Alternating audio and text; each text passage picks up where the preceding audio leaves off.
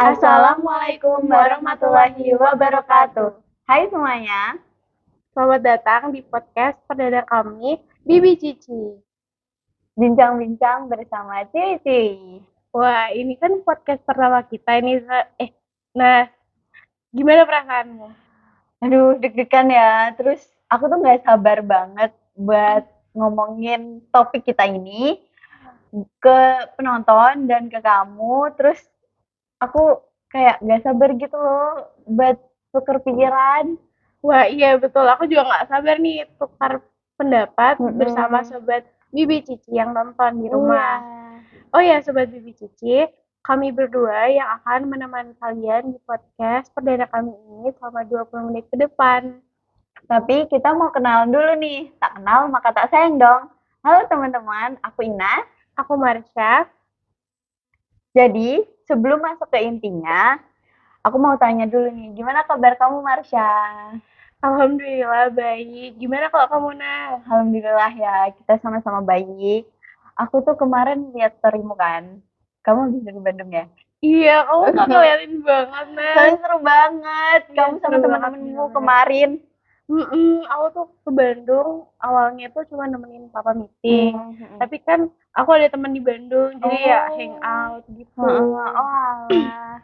Berarti kamu itu hitungannya nemenin papamu kerja sama sekalian hangout gitu ya? Iya, betul. Kamu berapa hari sih di sana? Berapa hari ya? 3 hari sih. Oh, berarti satu harinya nemenin papamu kerja, terus Enggak, aku tuh nemenin papa itu paginya. Terus habis itu oh, nanti sore aku udah hmm, sama temenku. oh sama teman-temanmu gitu. Iya, Tapi gitu kamu ngapain aja sih di Bandung? aku tuh di Bandung kayak ya hangout sama temen, pergi Mm-mm. ke Dago, tau Ih, nggak? seru Terus banget. kulineran, banyak lah sampai kayak bener-bener seru sampai lupa waktu. Wih, kalau lupa waktu berarti pulangnya jam berapa tuh? Jam berapa ya? Pokoknya setiap hari aku pulang pagi lah jam Hah? 2-an, jam Jam 2 1. pagi? Hmm, Jam 2 pagi? iya, Beneran? beneran. Itu nggak apa-apa sama orang tuamu? Alhamdulillahnya sih nggak apa-apa ya, Mas. Soalnya aku juga selalu ngasih kabar gitu. Oh, tapi jam 2 pagi loh. Orang tuamu nggak nyariin atau Ya, karena aku selalu ngasih kabar ya, Heeh. jadi ya nggak nyariin. Soalnya aku yang Oh ngechat iya sih. duluan. Mm-mm. Gitu tuh kamu kadang kayak di apa namanya? Ditanyain lagi di mana atau ngapain gitu. Aku ya ditanyain sih lagi gimana sama Hmm. siapa gitu. Oh iya iya iya. Ya sih, seru ya. Mm-mm. Kalau aku tuh akhir-akhir ini aku ada kegiatan Mm-mm. sih. Cuman Oh iya, aku ngeliat di storymu sih. oh, kamu lihat Iya. kalau kemarin itu aku yang ini loh, apa jadi MC itu dari kakak kelas. Oh iya iya iya. Itu aku sebenarnya itu tuh biasa aja sih sebenarnya ya. Cuman kayak karena habis latihan aku langsung les dan di les itu aku nggak cuman bentar, biasanya sampai 3 jaman dan pulang tuh malam tuh Jam ya. berapa tuh malamnya? Kalau malam itu paling bisa sampai jam setengah 10 gitu aku baru pulang. Jadi Hmm. aku latihan paling jam 5-an lah ya selesai. Itu sholat dulu di sini, habis itu aku langsung berangkat ke les. Di les aku belajar sampai jam 9 terus baru pulang jam setengah 10. Baru Hmm. nyampe rumah. Nah, kalau misalnya kayak gitu kamu dimarahin nggak? Untungnya sih ya, alhamdulillahnya sih enggak ya. Tapi kalau dulu tuh karena mungkin aku masih kecil, ya kan? Karena aku masih kecil terus kayak aku tuh enggak apa ya, enggak tahu mana yang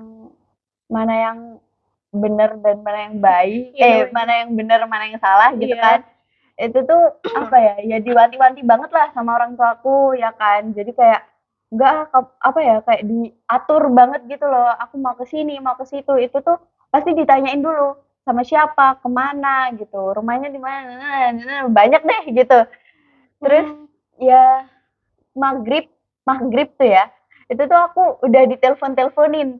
Kamu tuh masa lupa sih sama rumahnya gitu. Kayak Hmm. ya ampun kan aku cuman pengen main.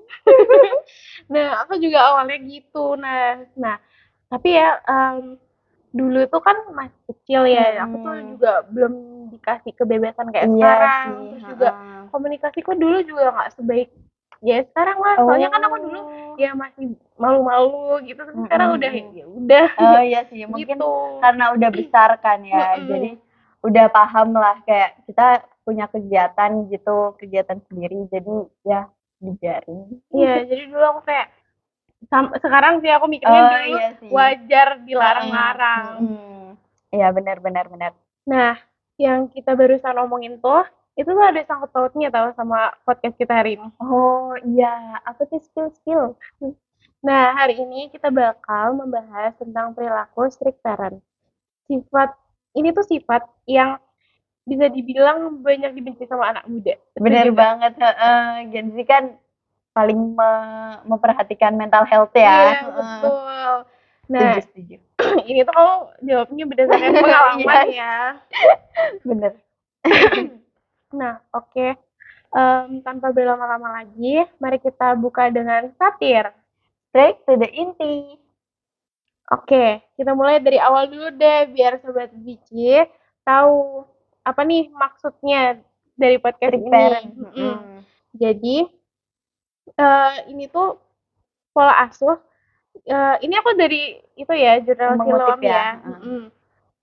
Pola asuh otoriter atau strict parent ini adalah pola asuh dari orang tua yang menerapkan kontrol yang sangat tinggi terhadap anak.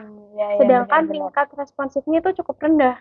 Pola asuh Hmm. ini hanya mengutamakan komunikasi satu arah melalui larangan, perintah, Oh ya benar-benar pokoknya benar. yang secara ketat lah. Mm-mm. Nggak jarang memberikan hukuman atau disiplin keras untuk mengendalikan perilaku anak. Hmm. Gimana tanggapanmu, Nah? Menurutku sih benar banget ya. Ini tuh aku juga ngerasa gitu sih. Kadang orang strict parent tuh kayak apa ya? Orang tuanya tuh kayak pengen yang paling benar nggak sih? Iya Hmm, kan? betul. Nah, strict parent itu menurut aku pribadi itu tuh orang tua yang kolot. Orang tua Nah, yang nggak mau mendengarkan anaknya. itu sih. Orang tua yang anggap dirinya tuh harus jadi pusat perhatian, pusat segala ilmu lah Benar-benar. yang aku bisa bilang ya. Jadi orang tua ini tuh bakal nganggap anak mereka tuh sebagai pihak yang harus dikerasin supaya cerdas. Oh iya benar sih. Nah, aku tuh juga kan baca jurnal gitu, baca apa di internet gitu kan. Sebenarnya ada loh ciri-ciri atau standarnya orang tua yang menganut pola asuh otoriter atau strict parenting ini tadi. Nah, yang kita mau jelasin ini ada 3 yang paling umum ya teman-teman. Kriteria yang pertama itu tuh banyak aturan. Udah pasti nggak sih Iya, Marsha? itu mah udah pasti banget, udah jelas. Ya jadi strict parenting ini itu tuh pasti punya banyak banget aturan yang dikasih ke anaknya. Aturan ini tuh biasanya tercipta karena pengalaman mereka, pengalaman dari masa lampaunya mereka atau pengetahuan yang turun temurun gitu. Gitu. Mm-mm. Nah, maksudnya pengalaman tuh gimana sih, Mas? Maksudnya pengalaman tuh jadi kayak aturan itu bisa tercipta karena si orang tua itu sebelumnya udah ngerasain nih dampak yang menurut dia buruk gitu. Nah, mereka punya pengalaman yang buruk tadi, makanya mereka itu nggak pengen anak mereka ngerasain hal yang buruk tadi, gitu. Hmm. Ini tuh kayak anak yang disuruh belajar mati-matian Mm-mm. karena orang tuanya tuh kayak kurang pintar. Nah, iya, jadi tuh kayak misal nih, si orang tua dulunya pas di seumuran si anaknya, itu tuh di sekolah misal kayak kurang pinter, nggak pernah juara kelas, terus ikut lomba juga nggak pernah menang gitu, atau mungkin nggak pernah lomba karena dia ngerasa aku nggak pinter gitu. Nah, dari situ si orang tua itu tuh ini menuntut anaknya, ngasih anaknya buat kamu tuh harus belajar, kamu tuh harus rajin biar nggak kayak aku gitu. Gitu. Iya, iya bener Heeh. juga. Dan itu tuh ngebuat orang tuanya di masa lampau tuh kan gak enak ya kan pasti jadi nggak pinter tuh nggak enak kan temen-temen. Kayak pasti kan diomelin orang tua kan biasanya, terus diejek temen-temen bahkan, atau bisa diremehin sama orang lain gitu. Dah, dan itu tuh pasti semuanya kan ada faktornya kan, Iya, betul orang tua juga. menerapin strict parenting itu. Nah, juga ada kriteria yang kedua nih, yaitu komunikasi satu arah. Nah, ini yang udah disebutin sama Marsha tadi. Sama aja kayak kita nonton TV gitu atau lihat media sosial gitu. Orang tua tuh punya kebiasaan yang kayak gitu ke anaknya. Nah, mereka itu nggak ngelibatin anaknya buat mengambil keputusan. Mereka ini nganggep anaknya itu kayak aset, cuman aset yang harus dididik, tapi bukan mendidik mereka. Jadi orang tua itu cuman pingin anaknya taat dengan aturan yang udah dibuat tadi, yang bejibun tadi. Iya, nah iya, iya Nas, itu sih kayak ciri utama yang paling sering muncul dari strict parent itu Iya, tuh kolot ya. apalagi itu tuh bisa dibilang mereka itu udah otoriter bahkan. Iya betul, otoriter. Ingat ya Mhm, teman-teman, kata kunci otoriter. iya.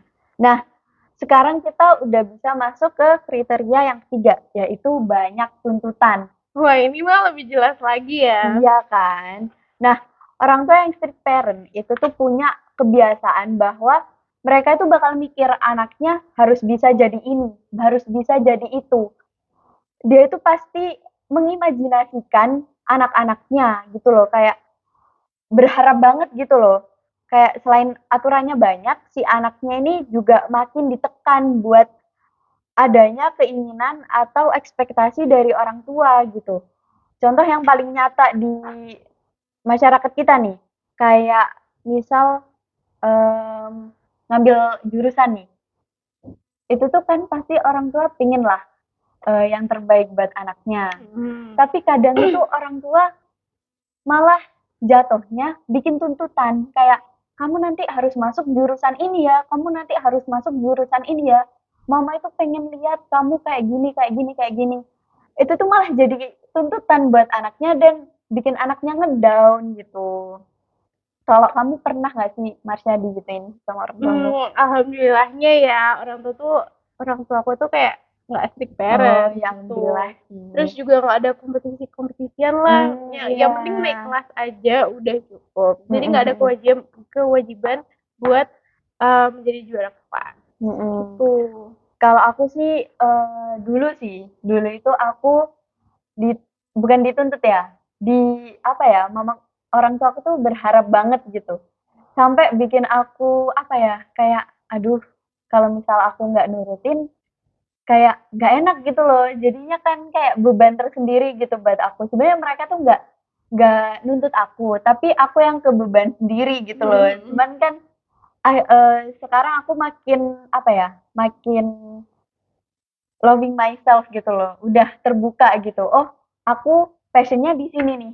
Berarti aku nyari jurusan yang mungkin terlibat lah di passion aku gitu. Gitu. Tapi Jadi kalau dulu itu tuh ya agak dituntut sih gitu. gitu. Mhm. Kok bisa sih sampai di titik ini kamu? Ya mungkin karena orang tua aku apa ya, udah ngerti aku kayak gimana gitu kan. Aku juga udah sering komunikasi sama orang tuaku. Akhir-akhir ini juga lebih sering ngobrol lah gitu sama orang tua aku. Jadi orang tua aku mungkin sekarang udah lebih ngerti aku gitu. Jadi ya udah open gitu. Gitu ya. Oke, Mhm. lanjut lanjut. Jadi yang aku tangkap orang tua yang strict itu bakal punya kecenderungan yang besar buat nuntut anaknya harus jadi sempurna. Betul. Benar. Contohnya kayak tadi nih, juara kelas atau jadi panutan, bahkan menang lomba ini itu, harus jadi ini itu. Intinya si anak tuh di di-push banget, yang pasti si anak nih bakal didorong banget rasa kompetitifnya, rasa bersaingnya itu didorong banget sama orang tua yang strict parent tadi. Gitu sih. Iya, iya, iya, betul. Mhm. Nah, tapi yang aku lihat ya dari teman-temanku yang Mhm. orang tuanya strict gitu, Mhm. mereka tuh punya kelemahan. Bukan kelemahan sih, Oh, lebih kayak kenaifan gitu. oh, kayak gimana tuh maksudnya? Jadi kayak apa ya? Mereka tuh kayak nggak pernah puas. Oh, iya iya iya, benar benar benar. Berarti kalau nggak pernah puas, Kayak mereka tuh pengen pengen terus-terus gitu loh. oh iya sih. Mm-mm. Dan itu tuh kasihannya anak yang kayak gitu ya, anak yang mengalami pola asuh otoriter itu, aku kasihannya mereka tuh nggak pernah dipuji, bahkan sama orang tuanya sendiri. Tuh. Iya kan? Mereka tuh Mm-mm. pasti dituntut, dituntut, dituntut. Kayak gitu loh. Iya. Kasihan gak sih? Mm-mm. Ya itu semua tuh kayak orang tua tuh pengen anaknya tuh jadi terlatih keras gitu loh. Makanya mereka tuh nggak Mm-mm. dikasih pujian, Mm-mm. jarang dapet pujian lah gitu. Orang tuanya juga biasanya muji pas kayak keinginan orang tuanya tuh tercapai. Oh, berarti buat menuhin egonya ya. Betul, Ih, kasihan gitu. banget ya. Aku juga anaknya gitu sih. Kalau menurutmu apa sih alasan orang tua, beberapa orang tua ya, beberapa orang tua itu tuh melakukan pola asuh otoriter tersebut? Nah, ini pertanyaan menarik nih, Nas. Sebenarnya kita nggak bisa menggeneralisasi orang. Mm-mm. Tiap orang tuh unik, Iya pemikirannya sih. unik, Mm-mm. pemahamannya juga beda-beda, Benar. cara interpretasinya juga beda. Mm-mm. Outputnya bisa sama, tapi Mm-mm. penyebabnya belum tentu sama. Iya sih. Dalam kasus ini, aku rasa orang tua tuh memutuskan buat jadi orang tua yang kasar dan strict gitu, Mm-mm. pasti ada pengalaman empiris atau pengalaman Hmm. nyata dari dalam diri mereka. Mm-mm. Nah, karena mereka mengalaminya sendiri, mereka tuh memutuskan untuk melakukan hal tersebut Hmm. lagi gitu. Jadi misalnya kayak orang tuanya tuh dulu pernah Eh, mm. dilarang-larang, pokoknya larang-larang dengan maksud yang nggak Nggak jelas, jelas gitu. iya, Heeh. gitu. Jadi itu jadi pengalaman dan mereka tuh melakukan hal tersebut ke anaknya gitu. Hmm. Mm-mm. Mm. Kasihan sih ya. Nah, kita bisa ngambil juga contoh di Singapura. Nah, Apa itu? Singapura itu kan terkenal jadi negara yang maju banget di Heeh. Asia Iya, Asia Tenggara, ya kan? benar-benar.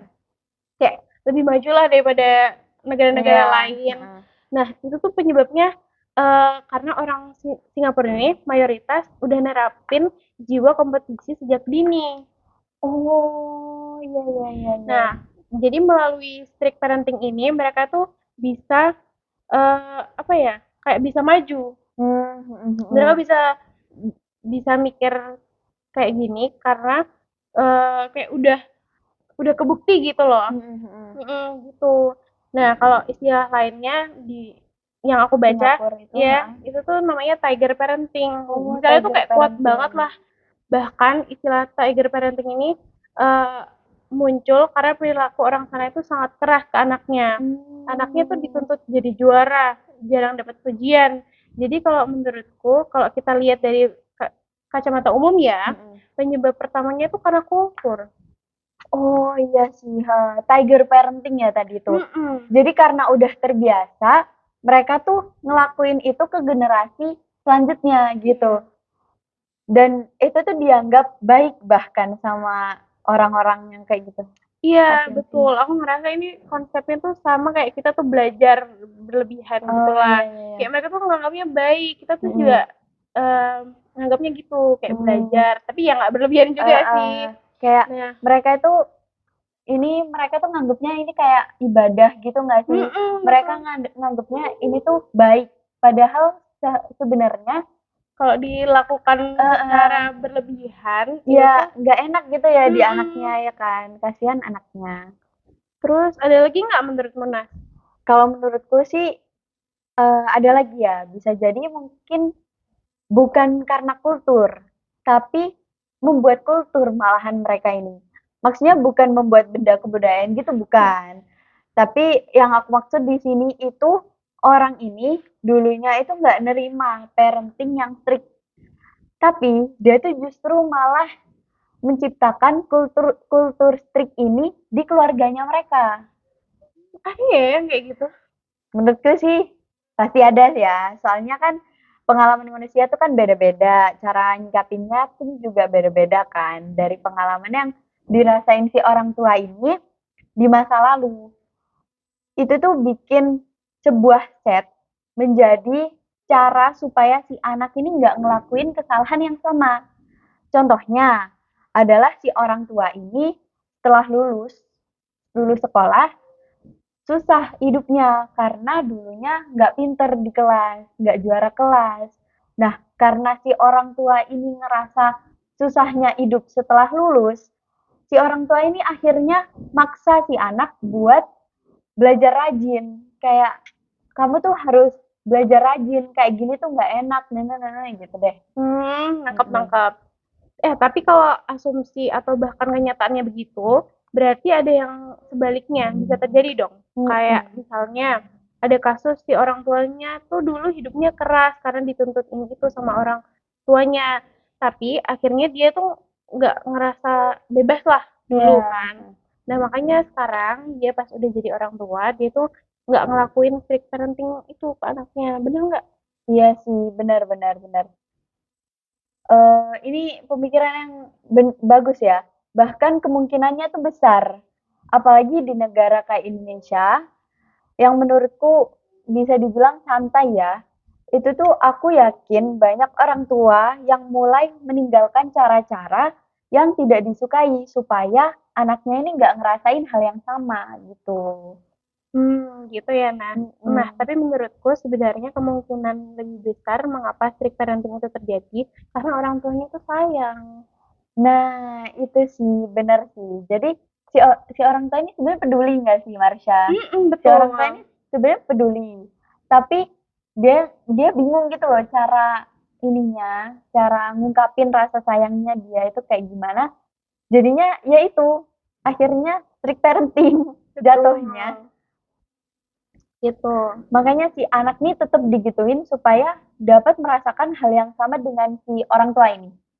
Ya, walaupun zaman sekarang banyak orang tua yang nggak punya kesadaran dan belum siap punya anak, sering ketemu kok kasus orang tua buang anak atau bahkan bunuh anaknya. Iya, itu kasihan sih.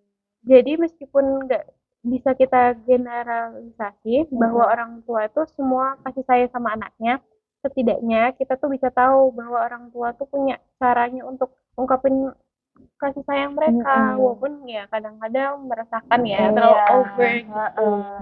ya sih, bisa dibilang kalau orang tua yang strict kayak gitu tuh, itu adalah wujud cintanya ke anaknya gitu ya. Iya, ini sejauh asumsiku ya, bisa jadi Mm-mm. salah, bisa jadi benar. Mm-mm. Ya, aku belum jadi orang tua lah. Nah, aku tuh juga in the future kalau bisa jadi orang tua, aku tuh nggak mau nerapin Iya, pola asuh iyalah ini. pasti. Jangan sampai ya. Iya, tapi kalau dari sudut pandangku juga, ada kemungkinan rasa sayang orang tua itu disampaikan secara agresif nih. Iya. Kalau menganut pola asuh ini, Mm-mm. memang meresahkan, tapi mungkin karena mereka tuh juga kesulitan buat ngungkapin rasa sayang ke anaknya. Oke, jadi kita bisa tarik garis besarnya nih, bahwa sebenarnya strict parenting itu disebabkan oleh kejadian yang udah dialamin si orang tua di masa lalu, yang dia ini nggak pingin anaknya itu kena juga dampaknya di masa depan. Meskipun bagi si anak nih, apa ya, kayak capek gitu ya mungkin ya, strict parenting ini juga jadi cara buat ngungkapin rasa sayang si orang tuanya ke anaknya gitu kan. Betul. Oke, gitu sih guys. Jadi itu diskusi hari ini tentang pro dan kontra pola asuh otoriter atau yang bisa disebut strict parenting. Semoga kita bisa ngambil sisi positifnya ya dari pola asuh tersebut dan semoga nggak ada lagi rantai strict parenting lagi, oke? Iya, amin. Terima kasih Amin. banyak ya Sobat Bibi Cici yang sudah mendengarkan podcast kami. Mohon maaf jika ada salah kata. Jangan lupa untuk like, komen pendapat kalian tentang strict parent ini. Dan yang paling penting jangan lupa untuk subscribe channel ini agar channel ini semakin berkembang. Iya, jadi sekian dari podcast Bibi Cici. Sampai jumpa di episode selanjutnya. Saya Ina. Saya Marsha. Kami pamit undur diri. Wassalamualaikum warahmatullahi wabarakatuh.